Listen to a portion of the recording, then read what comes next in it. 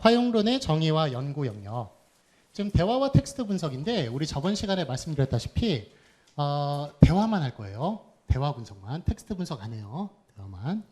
그래서 대화 분석에 필요한 이론, 그게 바로 화용론이거든요. 그래서 화용론에 대해서 뭐 다는 안 살펴볼 거예요. 간단하게 그렇게 살펴보고, 대화 분석은 그 저기 마지막 주 요거 뭐 저기 촬영에는 안 들어갑니다만, 저 중간고사 전주하고 기말고사 전주에 그렇게 뭐 전략 위주로 그렇게 보도록 하겠습니다. 자, 그러면 1번 화용론의 정의와 연구경을 볼게요. 1번 화용론의 정의와 등장 배경. 화용론의 정의. 화용론 들어보신 적 있으세요? 화용론이 뭐 하는 거예요?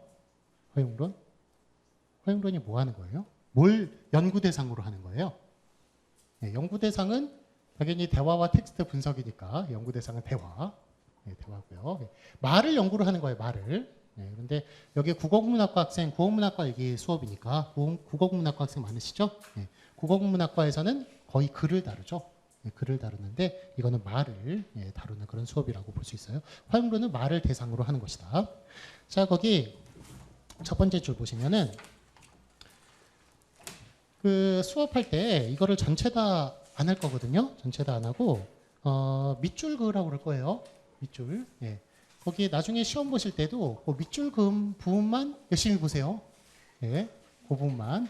괜히 막 다른 거 열심히 보셔가지고 그래서 시험 공부는 열심히 했는데 점수는 잘 안 나오고 그렇게 하지 마시고. 거기 저 두 번째 줄 보시면 그 첫째 연구 대상에 의한 정의를 내리자면 아까 전에 화용론의 연구 대상은 뭐라고 그랬나요? 대화다. 대화인데 대화의 전체적인 부분이 아니라 화용론은 직시, 함축, 전제, 대화 행위, 대화 구조 양상에 대한 연구이다. 말 중에 직시, 함축, 전제, 대화 행위, 대화 구조 양상 이런 거를 살펴보는 건데 무슨 얘기인지 아시겠어요? 이 단어 하나도 모르시겠죠? 그렇죠? 이게 앞으로 우리가 내내 할 거예요. 배울 거기 때문에 간단하게 지금 제가 설명을 드린다 하더라도 감 잡기는 힘드실 거예요. 하지만 간단하게 말씀을 드릴게요. 첫째, 직시는 뭐냐 하면 직시는 상황에 따라 해석이 달라지는 것이 직시예요. 상황에 따라 해석이 달라지는 것. 우리가 상황에 따라 해석이 달라지는 게 뭐가 있어요? 제가 오늘이라고 얘기하는 것과 어제 오늘이라고 얘기하는 거는 날짜가 같아요? 날짜 다르죠. 그런 게 상황에 따라 달라지는 거예요. 오늘 같은 단어. 제가 여기서 이 교실에서 여기라고 얘기하는 것과 제가 저희 집에서 여기라고 얘기하는 거는 같은 장소예요? 현수 아니죠? 그런 게 직시예요. 그런 것. 상황에 따라서 해석이 달라지는 것. 그런 게 직시. 그래서 오늘이라든지 여기라든지 이, 그, 저 그런 지시사 이런 것들 몽땅 다 직시 현상. 그렇게 말할 수가 있고요. 자, 두 번째 이번에 함축 볼게요. 함축.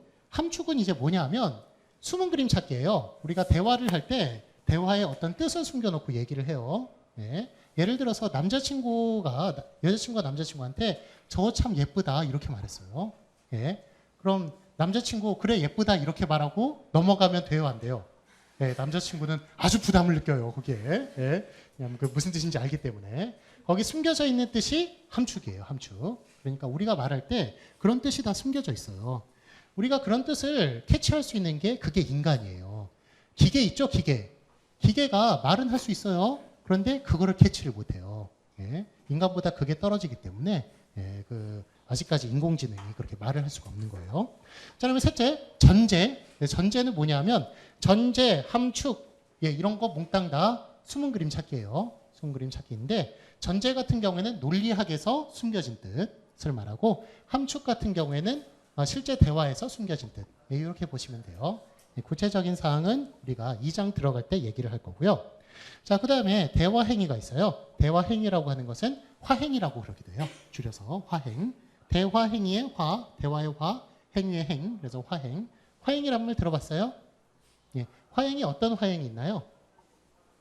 어떤 화행이 있나요? 라고 물어보는 것, 이거 무슨 화행이에요? 이거 의문 질문 화행이에요. 질문 화행. 이거 의문 질문 화행이에요. 이렇게 말하는 화행은 무슨 화행이에요? 평서 진술 화행. 평서나 진술 화행. 창문 좀 열어주세요. 라고 얘기하는 거. 창문 좀 열어주세요. 이거 무슨 화행이에요? 이거 명령. 청유는 같이 하는 거예요. 같이.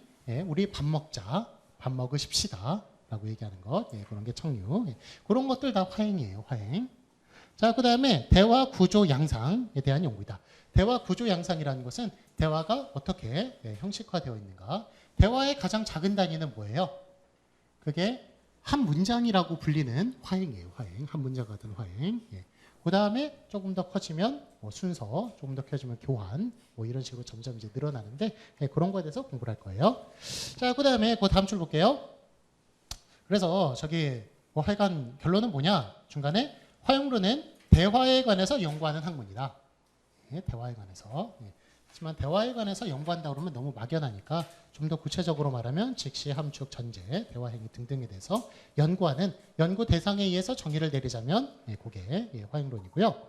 그다음에 둘째, 이번에 전략적 특성을 볼게요. 전략적 특성에 대한 정의를 내리자면 첫 번째 줄, 화용론은 문장 밖의 상황이나 사용자의 의도, 전략과 같은 예, 그런 것을 연구하는 거예요. 문장 밖의 상황, 사용자의 의도, 전략. 저 사람은 기계야. 저 사람은 기계야. 이렇게 말을 해요. 예. 만약에 그게 그냥 일반적인 대화 상황에서 쓰였다면 좋은 뜻이에요, 나쁜 뜻이에요?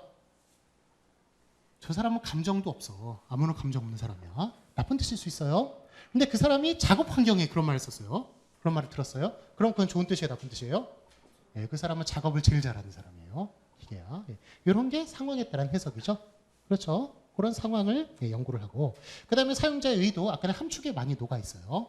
그런 의도를 연구하거나 아니면 전략 같은 것. 여러분들은 뭐 이야기할 때 여러 가지 그 전략을, 유머의 전략 예, 그런 것도 사용할 수가 있고 예, 뭐 저기 어떻게든 효과적으로 그렇게 여러분들 대화 목적을 달성하기 위해서 예, 전략을 사용한단 말이에요. 그런 것 연구하는 것 예, 그렇게 전략적 특성에 관련된 그런 정의다라고 말할 수 있어요.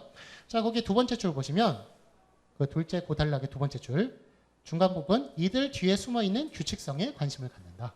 예, 그래서 뭐 전략이라고 그래가지고 우리 시중에 보면은 많은 화법책이 나와 있어요. 화법책도 거의 다 전략을 다루고 있는 거거든요. 예, 그런데 그런 책들의 가장 단점이 뭐예요? 규칙성이 없어요. 예, 완전히 케이스 바이 케이스로 그냥 나열만 한 거예요. 그렇게 하면 학문이 아니에요. 예, 체계를 가져야 학문이지.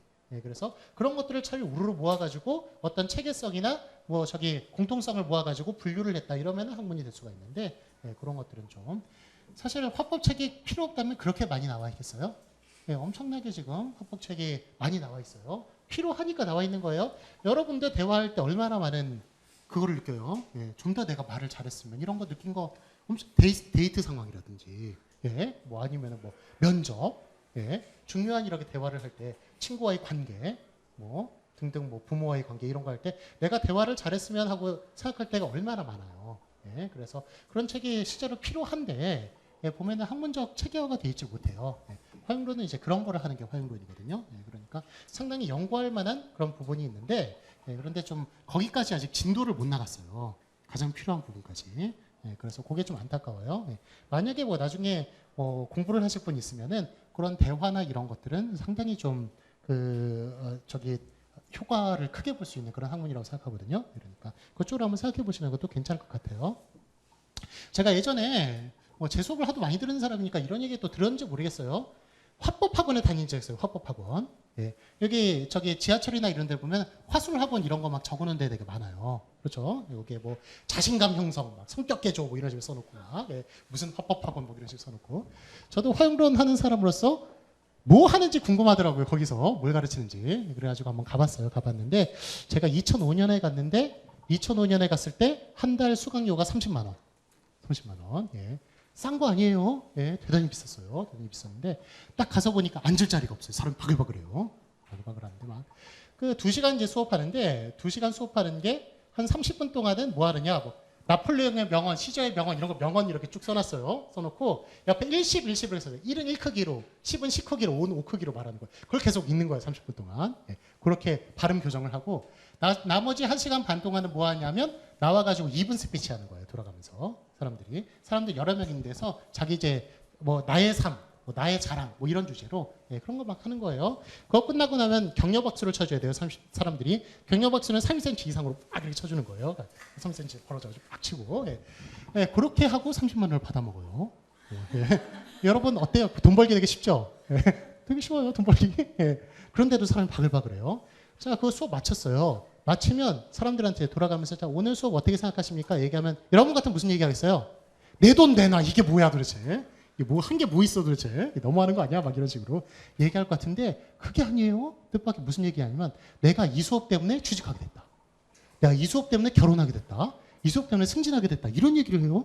그런 얘기를 해요. 네. 그러니까 참 웃기는 게 그 사람들에서 바람잡이 이런 거 아니거든요. 다 진짜 듣는 사람들인데 비싼 돈 내고 하는 사람들이에요. 하는 사람들인데 그러니까 이게 얼마나 그 대화가 사람들이 중요시 여기며 그리고 그런 대화가 필요한 사람들을 모아가지고 그런 자리만 만들어줘도 그 사람들이 그거를 너무 좋아한다는 거예요. 좋아하고 자기가 그럼 말할 수 있는 기회만 줘도. 네.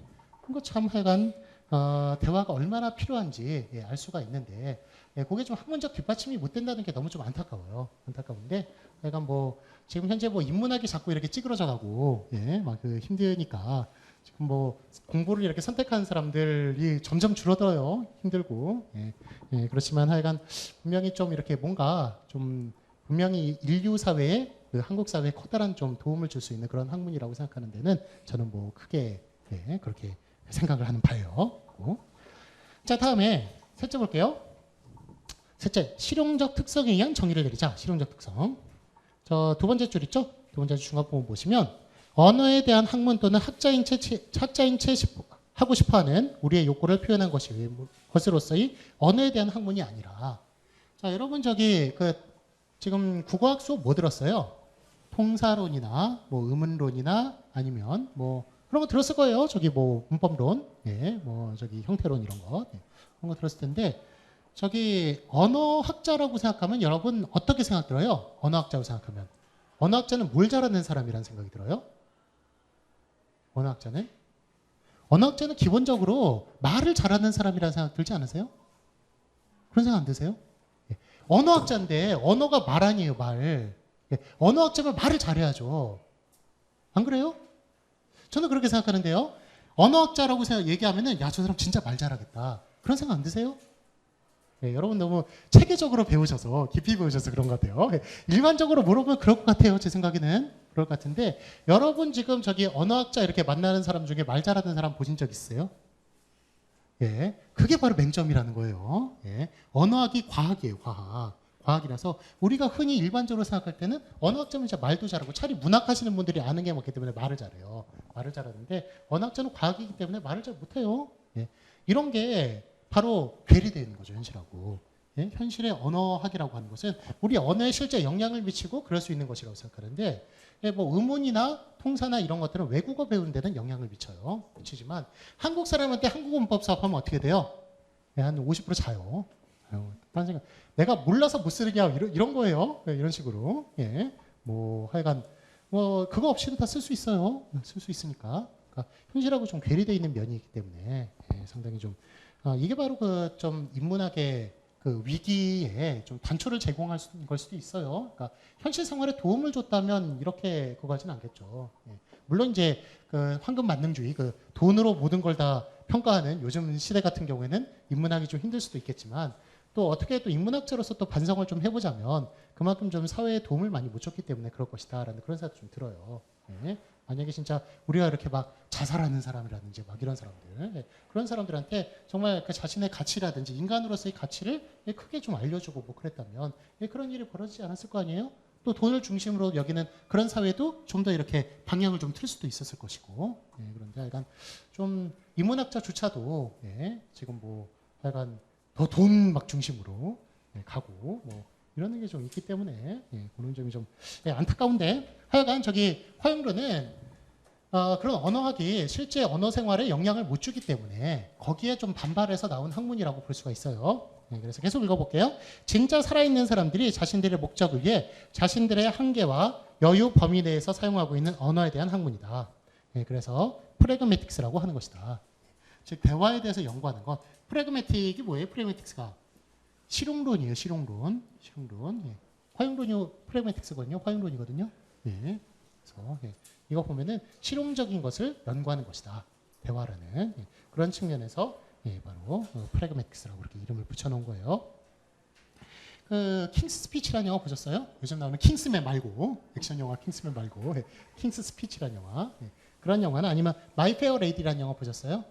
오드리 헵번이라는 배우가 나오는 건데 거기 보면 언어학자들이 나와요. 언어학자들이 뭐 하는 거냐면 킹스피치 같은 경우는 말을 못하는 왕한테 말을 가르쳐 주는 사람이고 마이 페어 레이디 같은 경우에는 시장 통해서 꽃을 파는 저급한 말을 쓰는 여자한테 좋은 말을 가르쳐줘서 그래서 신분 상승을 하는 그런 영화예요. 그런 영화인데 그런 거 보면 바로 언어학자들이 하는 일들이 나와요. 나오는데 요게 뭐 다 그 당시에는 언어학이 이랬는지 모르겠지만 요즘 들어서는 그런 거하고 전혀 관련 없는 좀 그 딱딱한 그런 수업들이 좀 됐는데 하여간 뭐 실제적으로 그렇게 연구를 해야 되는 것이 좀 필요하겠다 하는 생각이 들고요. 다음 1.2 화용론의 등장 배경을 볼게요. 1.2.1 구조주의의 한계. 자, 구조주의 하면 누가 생각나세요? 구조주의 하면 생각나는 사람 혹시 있어요? 혹시 생각나는 사람? 스위스 사람이에요. 스위스 사람. 소시르예요, 소시르. 페르디낭드 소시르라는 사람이 있어요. 그 사람이 구조주의를 얘기를 했어요. 그 사람 저기 문학에서도 많이 다뤄요. 그 사람 저기 문학자예요? 아니면 언어학자예요? 그 사람 언어학자예요. 언어학자. 언어학자. 근데 왜 그 사람 구조주의라고 그래요? 그 저기 소시르라는 사람이 일반 언어학 강의라는 책을 본인이 쓴 게 아니라 제자들이 썼어요. 제자들이. 그래서 제자들이 똑똑한 제자들을 만나가지고 이 사람은 강의밖에 안 했는데 그 사람 강의 노트를 모아가지고 제자들이 베껴 쓴 강의 노트를 모아가지고 책을 낸 게 일반 언어학 강의예요. 저도 여러분들한테 어떻게 좀 얹혀가지고 숟가락 얹을 수 없을까요? 저는 말만 했는데 여러분들이 잘 써가지고 제자들이 유명해지지 않았어요. 그래서 스승이 유명해졌는데 그 사람이 한 이야기 중에 그 유명한 얘기가 몇 개 있죠. 일반 언어학 강의. 그 사람이 한 얘기 뭐가 있어요? 이거는 저기 그 인문학 하는 사람으로서 그냥 교양으로 알아두세요. 소시르라는 사람이 한 이야기. 혹시 뭐라고 얘기했는지 어떤 개념에 대해서 얘기했는지 혹시 아시는 분 있어요? 혹시 그 시니피앙, 시니피에 이런 말 들어보셨어요? 그거 얘기했어요. 그리고 내용과 형식, 기표, 기이라고 표현하기도 해요. 소시르가 기표, 기. 기표라고 하는 것은 시니피앙. 그 다음에 기가 시니피에. 자, 이게 저기 그 소시르라는 사람이 여러 개의 아버지예요. 여러 개의 아버지인데 기호학의 아버지예요. 기호학의 아버지. 왜 기호학의 아버지예요? 이 사람이 이 말을 했어요. 이 말을 했는데 자, 그러면 기표는 형식이에요. 기는 거기에 담겨있는 의미예요. 우리가 말을 할 때 지금 여기 탁자라고 그러잖아요. 탁자라고 그러는데 탁자라는 말과 탁자라는 이런 진짜 지시물 이런 것을 연결을 시킨 거죠. 연결을 시켰는데 이거를 탁자라고 부를 특별한 이유라든지 이런 거 있어요? 이런 거 이유 없어요. 즉 그래서 기표하고 기는 관련이 있다 없다? 관련이 전혀 없다. 이런 성질을 뭐라고 그래요? 언어의 자의성. 그래서 자의성도 이 사람이 얘기한 거예요. 자의성. 형식. 기표와 기의 관계는 아무런 관련성이 없다. 자, 그 다음에 이 사람이 한 얘기 또 뭐가 있나요? 또 유명한 이야기. 혹시 랑그하고 파룰이라는 말 들어보셨어요? 랑그 파룰? 그것도 이 사람이 얘기한 거예요. 일반 언어학 강의라는 책에서. 파룰. 자, 랑그는 뭐예요? 랑그는 우리가 저기 음악에 비유하자면 머릿속에 악보라고 생각하시면 돼요. 악보. 그 다음에 파룰은 실제 부르는 노래. 이렇게 생각하시면 돼요. 제가 가라고 말하는 것과 여러분이 가라고 말하는 거 있죠? 기계에 놓고 돌려보면 다 음파가 달라요. 그런데 가라고 똑같이 알아들어요. 왜 그래요, 그거는? 우리 머릿속에 똑같은 악보가 있기 때문이에요. 파룰이 다 달라요. 다 다른데 우리 머릿속에 똑같은 악보가 있기 때문에 가라고 말하면 다 집에 가는 걸로 안단 말이에요. 가라고 말하면. 그러니까 랑과 파룰. 그런데 이게 랑과 파룰을 왜 이 사람이 얘기를 했냐면 언어학의 연구 대상이 뭐냐. 언어학의 연구 대상. 언어학의 연구 대상은 모든 사람 머릿속에 들어가 있는 악보 랑그예요? 아니면은 각자가 다 말하는 그 노래 파룰이에요? 뭘 연구해야 돼요? 악보를 연구해야겠어요?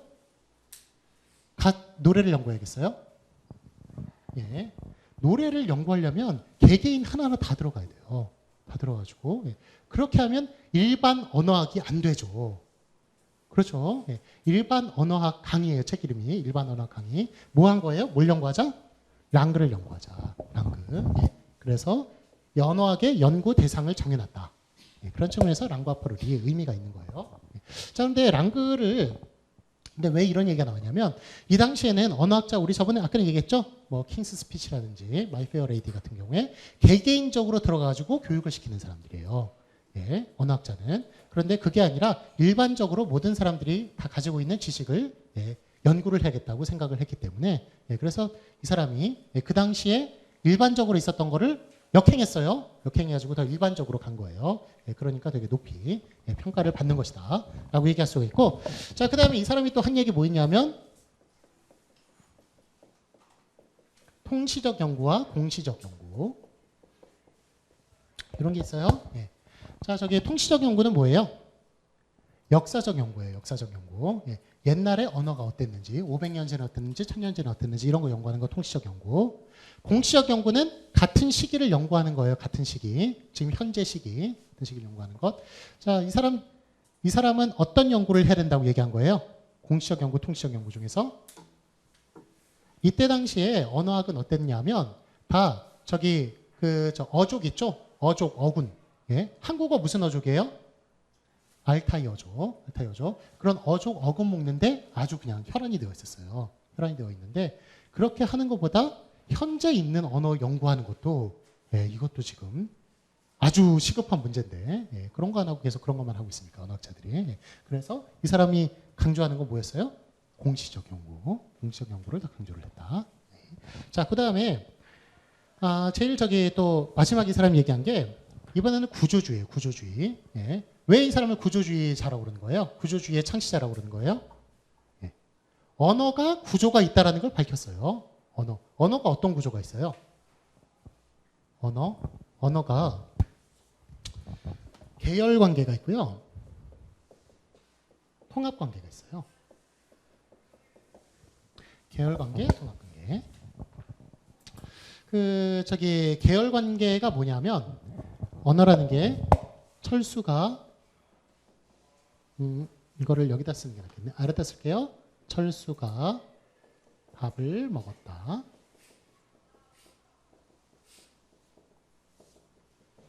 자, 그러면 철수 대신 들어갈 수 있는 게 있죠. 뭐 0이라든지. 가 대신 들어갈 수 있는 거 있어요?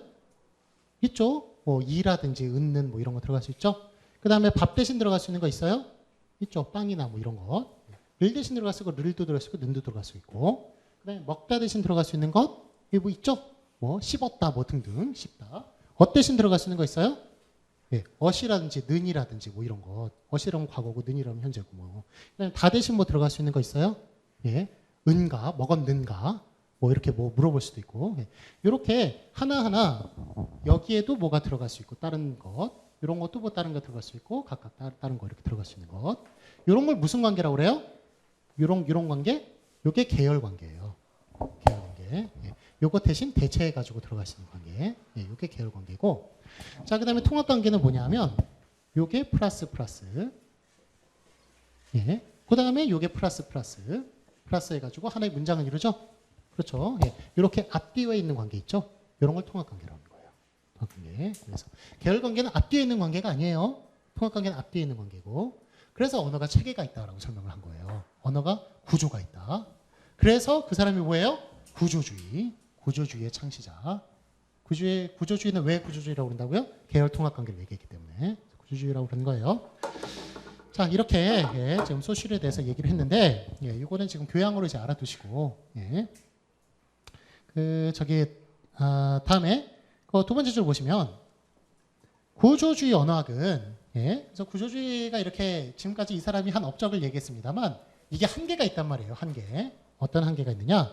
구조주의 언어학은 언어 현상을 객관적이고 체계적으로 설명하기 위해 언어의 각 층위를 엄격히 구별하고 이에 따른 각 학문 분야를 발전시켰다.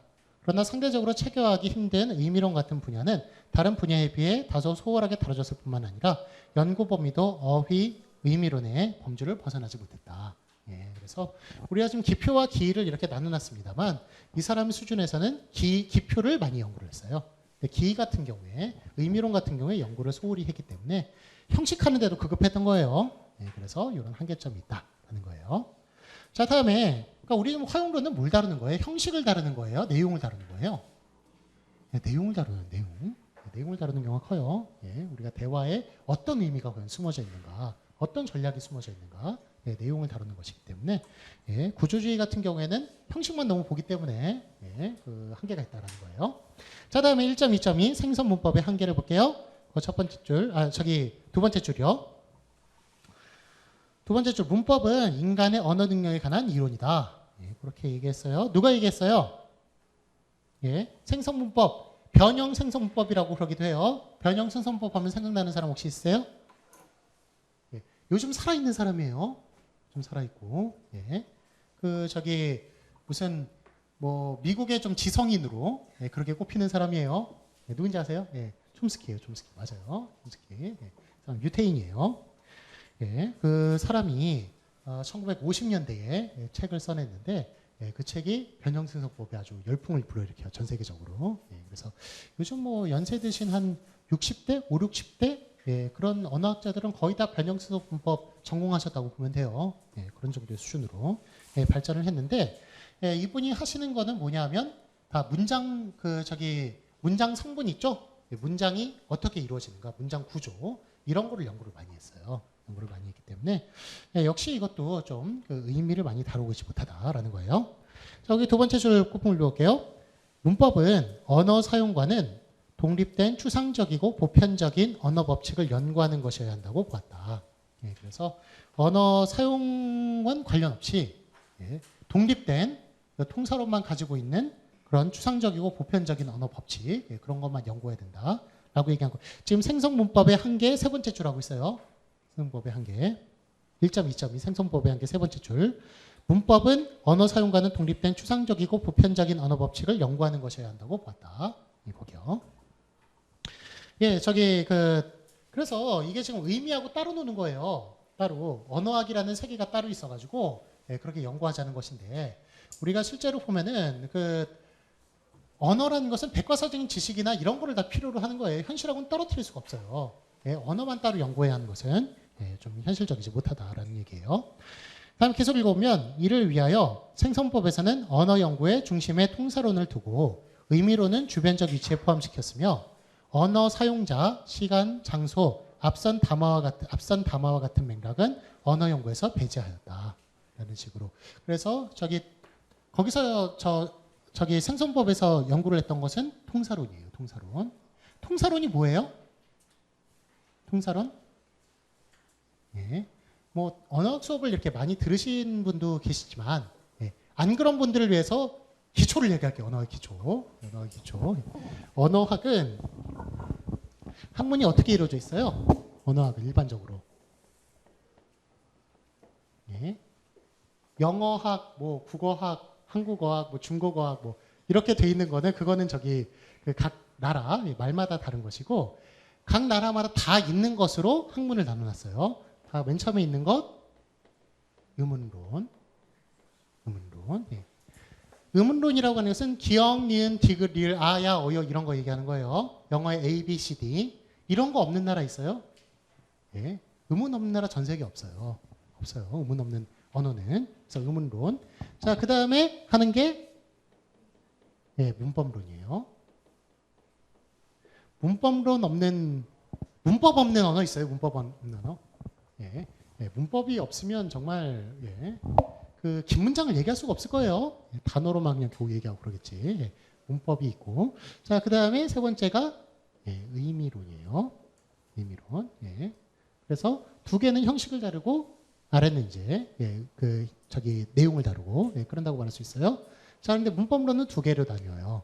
두 개로 나뉘는데 위에 있는 게 좀 작은 걸 다루는 게 형태론, 큰 거를 다루는 게 통사론이에요. 이렇게 예, 나뉘어져요. 예.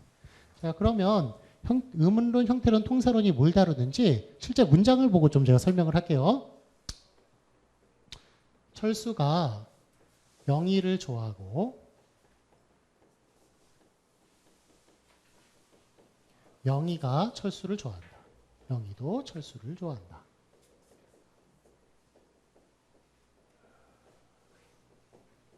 예. 저기 철수 영희는 한국에서 가장 많이 사용이 되는 예, 그 예예요, 예. 예. 그 가장 좀 일반적이라고 그 생각되는 그런 예, 사람 이름인데, 자, 이거를 지금 하나의 뭐라 그래요? 여기까지 여기서부터 여기까지 하나의 뭐라 그래요? 예, 하나의 문장이라고 그래요. 문장. 하나의 문장. 예. 자, 문장의 정의가 뭐예요? 문장의 정의. 예. 마침표나 물음표나 느낌표로 끝나는 것이다. 예. 그게 가장 괜찮은 정의일 것 같아요. 예. 이게 좀 더 이렇게 대상이 커지면 정의 내리기가 쉬워져요, 어려워져요? 예. 좀 더 범위가 커지면 정의를 내리기가 어려워져요. 예. 그래서 보통 일반적인 정의는 하나의 생각을 가진 가장 큰 언어 단위다. 예. 그렇게 정의를 내리기도 하는데, 예. 그렇지만 가장 큰 언어 단위 있죠, 더? 이게 끝이에요? 예. 문장 이상으로 말하는 글이라든지 뭐 이런 거 있잖아요. 예. 그것도 틀렸고, 그 다음에 이게 하나의 생각만 담았어요. 예. 좀 이것도 담아 있고 이것도 담겨 있어요. 생각이 두 개가 담겨 있어요. 예. 그렇기 때문에 예. 그런 정의가 좀 맞질 않아요. 예. 그래서 이런 게 좀 정의가 문제긴 합니다만, 하여간 문장은 마침표라든지 느낌표라든지 뭐 물음표로 끝나는 것이다. 그렇게 보시면 돼요. 자, 그 다음에 이거 쪼갤 수 있죠. 어떻게 쪼갤 수 있어요? 요거를 두 개로 이렇게. 예. 자, 그럼 앞에 있는 것, 뒤에 있는 것 뭐예요? 이런 걸 뭐라 그래요? 이런 걸 절이라고 하죠. 절. 예. 절의 정의는 뭐예요? 절의 정의. 예, 절의 정의는 주어하고 서술어 하나씩 나오는 거. 그게 절이에요. 주어와 서술어. 예. 서술어가 나오는 게 절이에요. 서술어가 더 주어는 생략될 수가 있으니까. 서술어가 나오는 게 절. 자, 그 다음에 그러니까 서술어 하나씩 나오는 게 절이다. 예, 그렇게 보시면 돼요. 만약에 여기 멋진 철수가 예쁜 영희를 좋아한다. 이렇게 얘기한다면 요 앞에 절이 몇 개예요? 요 앞에 여기서부터 여기까지 멋진서부터 좋아하고까지 절이 몇 개예요? 절이 3개예요. 3개예요. 왜 그래요? 철수가 멋지다죠. 그 다음에 영희가 예쁘다죠. 그 다음에 철수가 영희를 좋아한다. 3개예요. 3개. 예. 속에는 게 내포절이긴 한데 약간 절이에요. 절. 예. 그래서 이것도 다 지금 서술어거든요. 그렇죠. 예. 저기 영어로 보면 관계대명사. 한국에서 어떻게 표현해요? 이거 니은이라든지 이런 걸 표현하죠. 그렇죠. 예. 대시나 위치나 이런 거를 니은으로. 예. 예, 그렇게 예, 하고요. 자, 그 다음에 이거를 더 쪼개볼게요. 어떻게 쪼갤 수 있어요? 예. 철수가 예, 영희를 좋아하고 뭐 이런 식으로 예. 이런 거를 구라고 그래요. 구. 예. 주어고 동사고 뭐 이렇게 얘기를 하는데, 구라고 하는 거는 뭐냐면 단어들의 연속체. 예, 그렇게 보시면 돼요. 그게 구고. 더 쪼개볼게요. 이렇게 쪼개요. 이렇게. 철수가 멋진 철수가 예쁜 영희를 좋아한다. 이거 각각 하나씩. 이런 거 뭐라 그래요? 이런 걸 어절이라고 하죠. 어절. 예. 어절은 뭐냐? 어절은 띄어쓰기 단위. 예, 그걸 어절이라고 그래요. 자, 그 다음에 이것을 더 끊어볼게요. 어떻게 끊을 수 있어요? 예. 멋진 철수가 예쁜 영희를 그 다음에 좋아하고. 예. 이런 것들을 다 하나하나 뭐라고 그러냐면 요게 단어예요. 단어. 단어의 정의는 뭐예요? 단어의 정의. 예. 이런 거 하나의 단어의 정의. 예. 단어의 정의는 독립할 수 있는 최소의 의미단위다. 독립할 수 있는 최소의 의미단위. 예. 그래서 이게 지금 이게 지금 가나 르이 좀 문제예요. 가나 르는 독립할 수가 없잖아요. 그럴 수가 없는데 요거 지금 저기 품사에 들어가거든요. 조사가 품사에 들어가요. 그래가지고 이걸 단어로 치기를 했어요. 치기를 해서 요게 지금 좀 정의에선 벗어납니다만, 단어의 정의는 독립할 수 있는 최소의 의미단위. 그렇게 말할 수가 있고요. 자, 그 다음에 여기서 더 쪼개볼게요. 더 쪼개면 어떻게 할 수 있어요? 멋지다와 니은. 예. 멋지다와 니은 이거 두 개 쪼갤 수 있어요? 멋지다라는 것은 의미를 담당하죠. 는이라고 하는 것은 문법을 담당해요. 그렇죠. 예. 요거 니은이라는 게 그러니까 저기 현재를 나타내면서 뒤에 있는 거를 수식하는 걸 나타내잖아요. 그렇죠. 이런 문법적인 기능을 담당하고 그 다음에 철수가 그 다음에 예쁘은 영희를 그 다음에 좋다 아다 아하고 각각 하나하나 다 나눌 수 있어요. 그렇죠. 좋다라는 것은 의미죠. 예. like의 의미고 아는 무슨 의미예요? 아. 예. 이 두 개를 연결시키는 걸 하고 있죠. 좋다와 하다를. 그 다음에 하는 무슨 의미예요? 하는 두의 뜻이죠. 그 다음에 고는 무슨 뜻이에요? and의 뜻이죠. and. 각각 하나하나 다 의미 있어요. 이런 것들을 뭐라고 그래요? 예, 이런 형태소. 예. 예. 자, 형태소의 정의는 뭐예요? 예, 의미를 가진 최소의 단위다. 의미를 가진. 예. 여기 지금 더 쪼개면 철수로 쪼개봐요. 철과 수로 쪼개요. 예, 그럼 의미 있어요? 의미 없잖아요. 예, 그러니까 철수로 묶어놓은 것. 형태소 예, 의미를 가지고 있어요. 의미를 가진 최소의 단위. 자, 그 다음에 여기서 더 쪼개볼게요. 어떻게 쪼갤 수 있어요? 이번에는 한 글자 한 글자로 쪼갤 수 있네요. 한 글자 한 글자. 그렇죠. 한 글자 한 글자 한 글자. 예. 이런 거 쪼개는 거 이런 걸 뭐라고 그래요? 이런 거 하나하나를. 예, 하나를 음절. 음절. 예. 사실 음절은 이렇게 발음대로 하는 것이기 때문에 한 글자 한 글자 쪼개는 건 맞진 않아요, 사실. 맞진 않지만 예, 우리나라 말을 봤을 때 그냥 한 글자 한 글자 쪼개는 거를 음절이라고 보통 예, 예, 부를 수 있어요. 자, 그다음에 요거 저기 여기서 더 쪼개면 어떻게 될 수 있어요? 예, 요 한 글자를 철을 이렇게 쪼갤 수 있죠? 그렇죠? 예, 요런 거 하나하나를 뭐라 그래요? 이거 하나하나를 예, 음운. 다른 말로 음소라고 부르기도 해요. 음은 음소. 예. 음은 음소의 정의는 뭐예요? 음은 음소의 정의. 예, 이거는 의미를 구별할 수 있는 최소의 단위. 의미를 구별시킬 수 있는 최소의 단위. 구별이 중요해요. 의미 구별. 예. 이게 무슨 말이냐면 예를 들어서 산, 선, 손 이러면은 이거 지금 의미가 구별돼요? 안 돼요? 의미 셋 다 다르죠? 셋 다 달라요. 산과 선과 손은 의미가 다 달라요. 그렇죠. 그런데 뭐 가지고 지금 구별시키고 있어요? 모음 가지고 구별시키고 있죠? 그러니까 의미를 구별시켜주는 최소의 단위예요. 이게 의미를 구별시켜줄 수 있는 최소의 단위. 네. 그 다음에 이것도 마찬가지예요. 강상방. 네. 이것도 의미를 구별시켜주죠? 그렇죠. 의미를 구별시켜. 그러니까 자음 모음을 얘기해요. 의문은 자음 모음을 얘기하는데 의미를 구별시킬 수 있는 최소의 단위.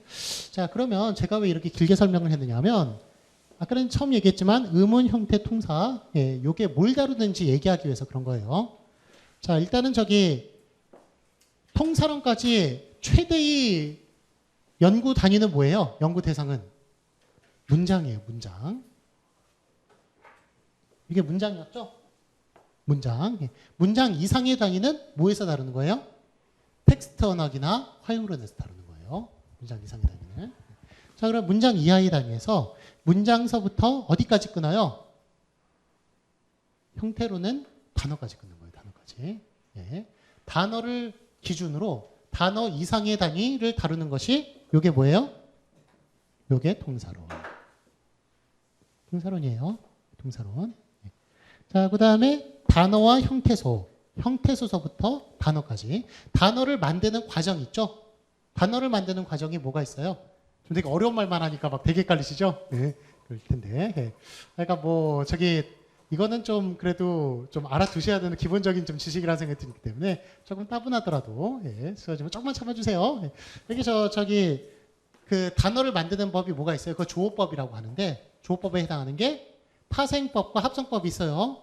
예. 합성은 같은 비중에 있는 거를 합치는 것이고 예, 손발 막 이런 식으로. 예. 예. 그 다음에 저기 파생어는 접사가 들어가는 게 파생어예요. 접사. 예. 헛고생, 헛 뭐 이런 것. 예. 맨손, 맨 이런 것. 예. 그런 게 파생. 그래서 뭐 합성, 파생 뭐 이런 거를 다루는 그런 연구 단위가 뭐냐면 그게 형태론. 형태론이에요. 형태론. 자, 그 다음에 음절, 음운 요거는 어디서 다루는 거예요? 음운론. 음운론. 예. 그래서 음운론, 형태론, 통사론 뭘 다루는지 알겠죠? 요 형태론 통사론 합쳐서 뭐라고 그래요? 문법론이라고 그러는 거예요. 예, 그래서 형태론을 가지고 문법론이라고 예, 뭐 통사론 문법론이라고 그러시면 안 돼요. 예, 그럼 좀 약간 무식한 말이에요. 예, 두 개가 이렇게 나뉘어져요. 나뉘어지고. 예. 자, 그러면 우리가 지금 얘기를 했지만 이게 지금 문장이 통사론까지 최고의 단위란 말이에요. 그 이상의 단위 아까 있다고 그랬어요? 없다고 그랬어요? 예, 있어요. 있어요. 우리가 글을 쓸 때 여러분 들여쓰기 하죠. 예, 들여쓰기 하고 문단을 만들어요. 하나의 단락을 만들어요. 예, 단락 만들 때 어떤 기준 가지고 만들어요? 그 단락에는 주제가 몇 개예요? 주제 하나죠. 주제 하나. 주제가 달라지면 단락을 바꿔야 돼요. 예, 그런 것. 또 말을 할 때도 우리가 어떤 말을 할 때 제가 A가 계속 얘기를 해요. 제가 얘기를 하고 그 다음에 B가 그걸 또 받아가지고 또 이야기를 하고 예, 그 다음에 제가 또 A가 또 얘기를 하고 이러는 것들 이런 게 이제 대화잖아요. 예, 그러니까 분명히 이거 이상의 단위가 있어요. 예, 그 이상의 단위 말이 있고 글이 있을 거예요. 말에서 다루는 걸 연구하는 게 뭐예요?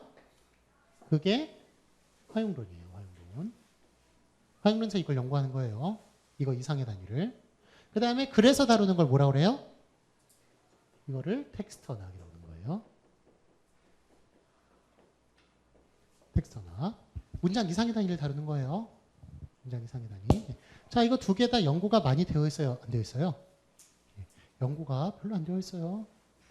네. 텍스트 언어학 같은 거는 문학에서 많이 하죠.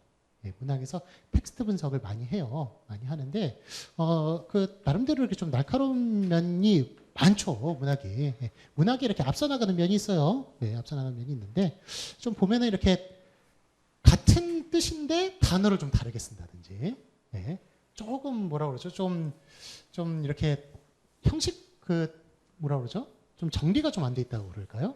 네, 좀 그런 게 있어요. 문학이. 그래가지고 이제 열심히 뒤에서 이제 언어학이 쭉 정리를 해나가는 거죠. 정리해놔가지고 단어 이렇게 두 개 비슷한 거 있으면 뭐 하나 하고 뭐 그런 식으로 이렇게 예, 좀 해나가고 있는 그런 그런 추세인데 예, 하여간 제가 지금 드린 쭉 말씀은 생성문법의 한계에서 통사론 제일 그 네 번째 줄에 통사론 있죠? 통사론을 설명하느라고 그런 거예요. 통사론. 예.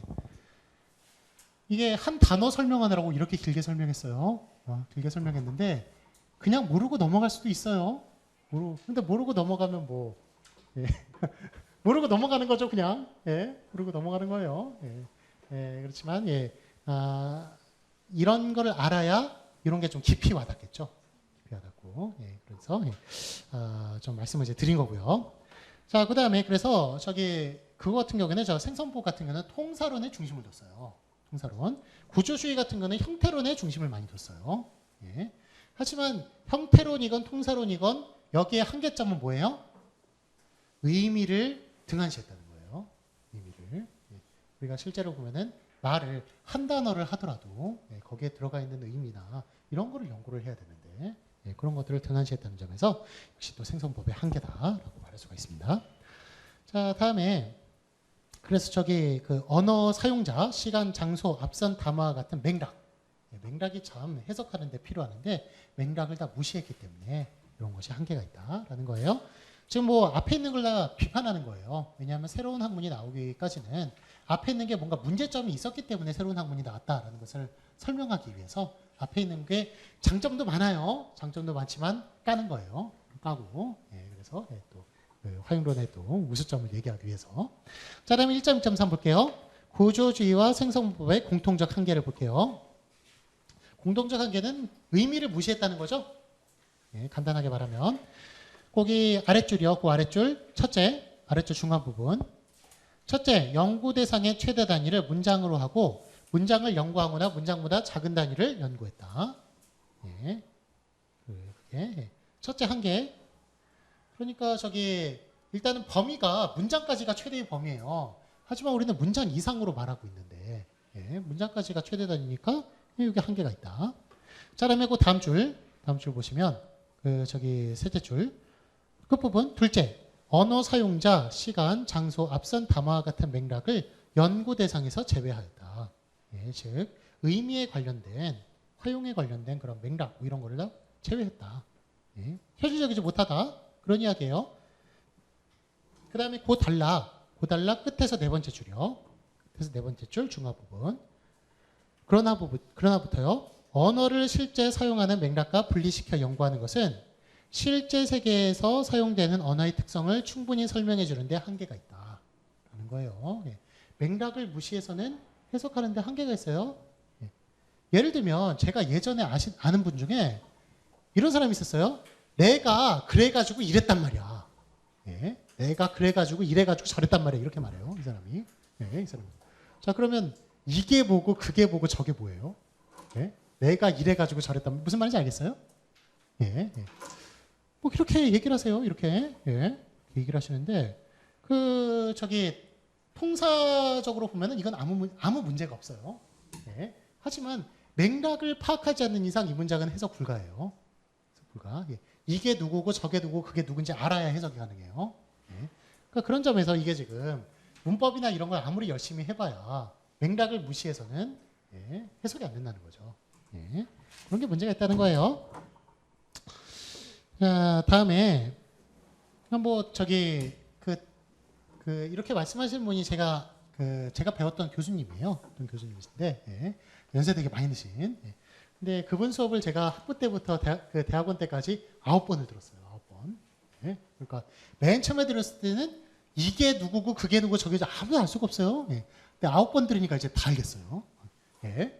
이게 누구고 그게 누군지 다 알겠어요. 예. 예. 뭐 그런 적도 있었고. 예. 자, 다음에 하여간 예. 맥락이 필요하다. 1.2.4 통사론 의미론의 한계. 예. 보시면 그 아랫줄 통사론은 통사론의 한계를 먼저 볼게요. 1번 책상이 순이에게 뛰어갔다라는 말. 이거 말이 돼요, 안 돼요? 책상이 순이한테 뛰어갈 수 있어요? 순이에게? 네, 뛰어갈 수 없어요. 네. 그런데 통사적으로 보면 문법상의 문제 있어요, 없어요? 문법상의 문제 없어요. 이건 완벽한 문장이에요. 네. 이거 완벽한 문장이에요, 그런데? 네, 의미가 안 통하는 문장이에요, 이거는. 이렇게 하면 비문이죠? 그렇죠? 하지만 통사적으로 봤을 때는 비문이라는 걸 얘기해 줄 수가 없어요. 네. 이런 게 한계라는 거예요. 문법만 중요했을 때 문제점. 그 다음에 2번 기억. 강아지가 순이에게 뛰어가서 순이를 쪼았다 라고 얘기했어요. 자, 이게 외국 학생들 많은데 그 쪼다라는 말이 뭐가 있을 때 쫄 수 있어요? 쪼다. 쪼다는 어떤 동물한테 가능한 거예요? 예, 새한테만 가능한 거예요. 새. 그렇죠. 부리가 있어야 돼. 부리로 콕콕 쪼는 거 있죠? 콕콕 이렇게 하는 거. 그게 쪼는 거예요. 쪼다. 예. 자, 그런데 강아지가 쫄 수 있어요? 강아지는 부리가 없어요. 쫄 수 없어요. 예. 하지만 이것도 통산으로 보면 아무런 문제가 없어요. 문법적으로 완벽해요. 예. 이런 게 문제다라는 거예요. 니은 순이에게 순이를 쪼았다. 뛰어가서 강아지가. 예. 이것도 지금 니은 같은 경우에도 통사적으로 문제가 없어요. 문제가 없는데 의미적으로 이게 좀 이해가 어때요? 이해가 어렵죠? 그렇죠? 예. 이렇지만 통사론선 이거를 설명해 줄 수가 없다는 거죠.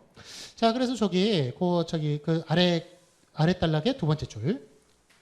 그런데도 통사론에서는 1과 2 기억을 올바른 문장으로 본다.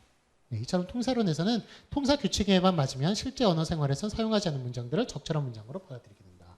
이런 게 문제라는 거예요. 문법만 이상 없으면 적절한 거라는 거예요. 말도 안 되죠? 그렇죠? 네, 그래서 통사론은 이게 한계고. 자, 그러면 의미론에서는 1번, 2번을 이해시킬 수 있어요. 예, 다룰 수 있어요. 이게 뭐가 잘못됐는지. 의미론에서는 그 다음 단락 세 번째 줄. 책상은 생물의 의미자질을, 강아지는 플러스 생물의 의미자질을 가진다. 책상은 마이너스 생물, 그 다음에 강아지는 플러스 생물. 의미자질을 지금 해놓은 거예요. 책상은 생물이 아니죠? 그래서 마이너스 생물이라고 그러고, 강아지는 생물이기 때문에 플러스 생물로. 뛰어가다는 플러스 생물의 움직임을 의미자질로 가져요. 뛰어가는 것은 생물만 할 수 있는 거죠. 네, 그렇기 때문에 책상이 뛰어가는 것은 서로 안 맞으니까, 의미자질이 안 맞으니까 틀렸다라고 의미론에서는 이렇게 해석할 수 있어요. 그러므로 뛰어가다는 이 기억처럼 생물의 움직임을 표현하는 데는 알맞으나 일처럼 무생물의 움직임을 표현하는 데는 알맞지 않다는 점을 지적한다. 예. 자, 마찬가지로 플러스 불이 사용이라는 의미자질을 가지는 이 기억의 쪼다는 마이너스 불이의 특성을 가지는 강아지와는 서로 어울릴 수 없다는 것도 지적한다. 그래서 강아지는 마이너스 불이고 그 다음에 쪼다라는 것은 플러스 불이니까 그래서 요게 서로 맞지 않기 때문에 의미상으로 비문이다 라는 거를 의미론에서는 설명할 수가 있지만 그럼 이제 의미론을 까야 될 거 아니에요. 지금까지 저기 그 통사론 구조주의를 깠으니까 이번에는 의미론을 까볼게요. 의미론이 뭐가 문제가 있느냐? 그 아래줄. 그러나 의미론에서는 다음과 같은 문장의 의미를 완전히 설명할 수 없다. 제가 아까 전에 들었던 그런 예예요. 내가 이 사람이 그래가지고 저랬는데 그랬단 말이야. 막 이런 거. 그 3번 예를 보시면 너 저 사람 아니? 저 사람이 아까부터 널 쳐다보고 있어. 저 사람. 자, 이게 통사적으로는 의미적으로도 문제가 없어요. 그런데 저 사람이 누구예요? 저 사람이 누군지 모르는 한 이 문장은 완벽하게 해석했다고 설명할 수가 없어요. 그렇죠? 그러니까 맥락이 필요한 거죠. 의미론 이상. 자, 저기 그 단락에 끝에서 두 번째 줄이요. 따라서 3의 의미는 맥락인 실제 세계와의 관련 속에서만 완전하게 해석될 수 있다. 맥락이 들어가 있는 세계에서만 해석할 수 있다는 거예요. 그래서 의미론 같은 경우에 의미가 저 사람이 누구인지 그런 의미를 밝혀줄 수는 없다는 거예요. 그거는 맥락이 필요한 것이지. 그래서 의미론에 한계가 있다라는 거예요. 자, 그 다음에 그 아래 딸락 볼까요? 통사론과 의미론은 일상 언어에서 나타나는 언어 사용의 규칙을 설명할 수 없다. 이것도 한계점이에요. 4번 예를 볼게요. 4번. 기억, 부엌에 낡은 주전자가 있었다. 니은, 주전자는 물을 끓이는데 사용하는 그릇이다. 디귿, 주전자에는 뚜껑과 손잡이가 있다. 리을, 뚜껑은 찌그러지고 나사가 빠진 손잡이의 한쪽은 철사로 묶여 있었다. 자, 이게 하나의 그거예요. 하나의 기억서부터 리을까지 쭉 이어지는 문장인데 여기서 필요 없는 문장들 좀 빼주세요. 뭐가 필요 없어요? 니은, 디귿 여러분 필요 있어요? 주전자 뭐 하는 건지 모르는 사람 있어요 혹시? 다 알고 있죠? 니은, 디귿 필요 없어요. 니은, 디귿. 그런데 왜 4번 같이 저기 저 5번 보세요. 그래서 5번 기억 리을로 말하죠. 니은, 디귿은 빼고. 자, 그런데 의미론 같은 경우에는 왜 4번 같이 말을 안 하고 5번으로 말을 하는 이유를 설명할 수가 없어요. 그렇죠?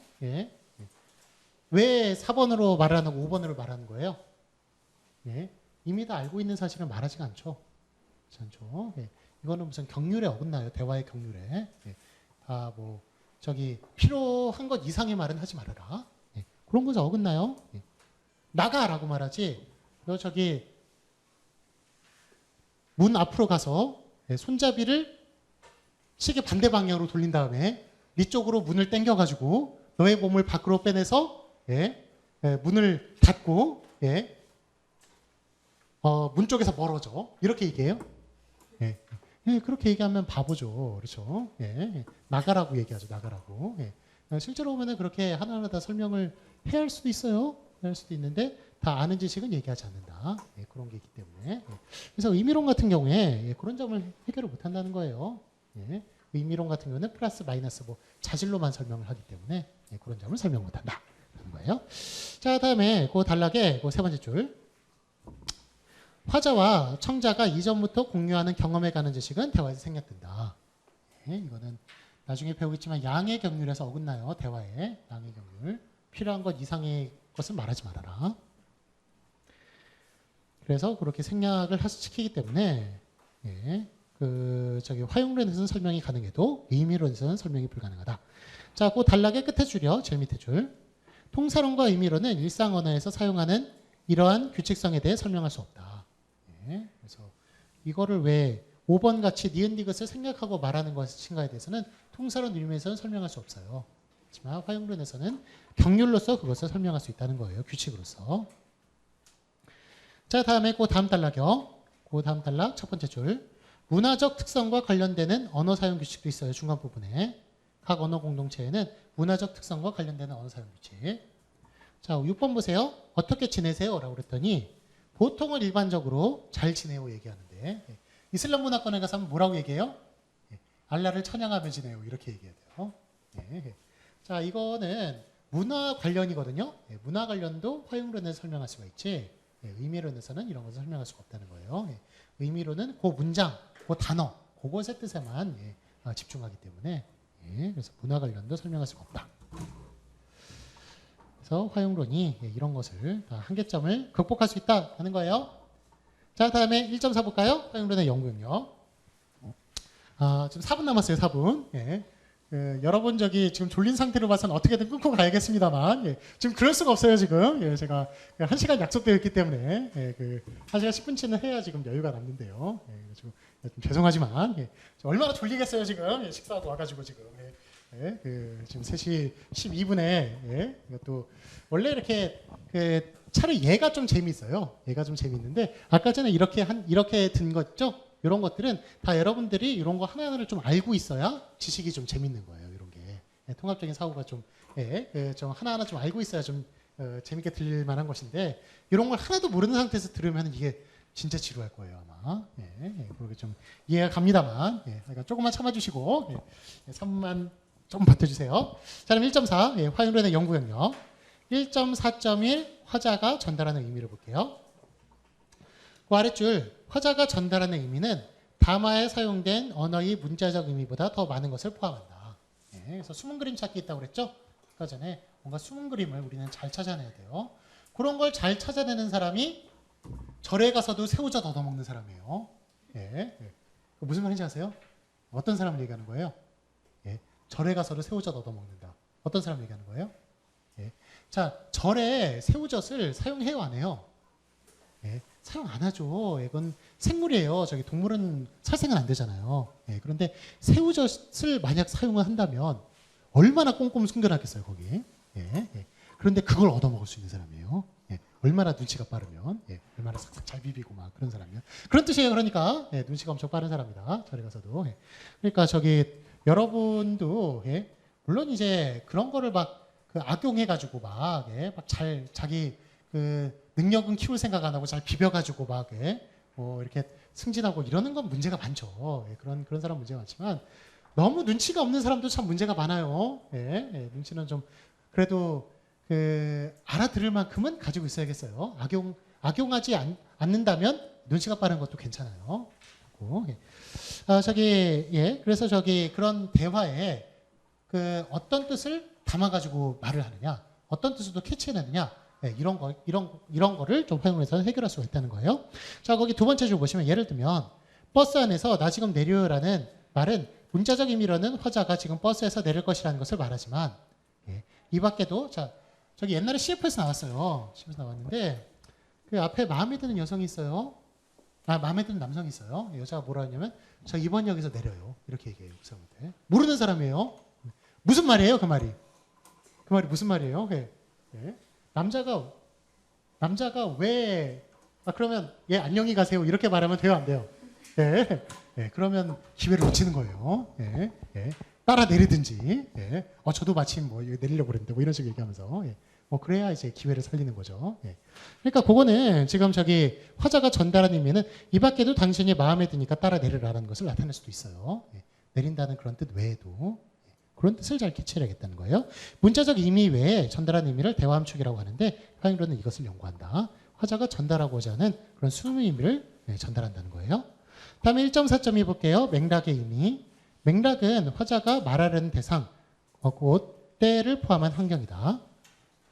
라고 말해요. 그래서 그 다음 줄 보시면은 중앙 부분 청자는 발화 의미를 맥락에 맞추어 해석한다. 맥락에 맞춰서 설명하는 것.